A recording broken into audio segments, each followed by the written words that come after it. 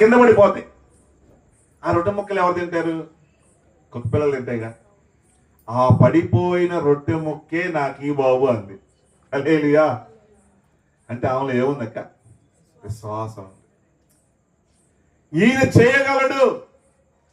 కొన్నిసార్లు మన జీవితంలో దేవుని కోసం నిలబడినప్పుడు సమస్యలు వస్తాయి.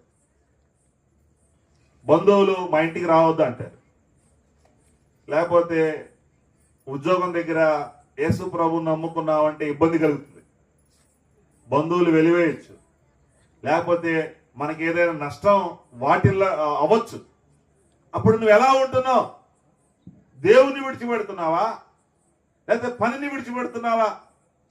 ఆమెకి నష్టం కలుగుతూ ఉంది, శ్రమ కలుగుతూ ఉంది, బాధ కలుగుతూ ఉంది, అయినా యేసుని విడిచిపెట్టలేదు.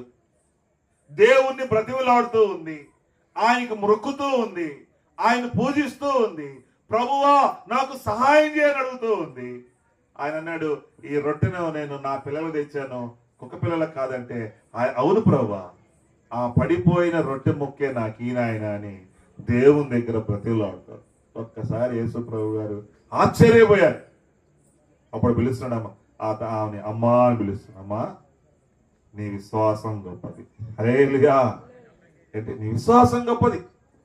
చాలా మంది ఎలా అనుకుంటారంటే ఈరోజు చర్చికి వచ్చాం అయిపోవాలి. అయిపోతాయా? నేను మ్యారేజ్ లైసెన్స్ కోసం అప్లై చేశాను. ఎప్పుడు?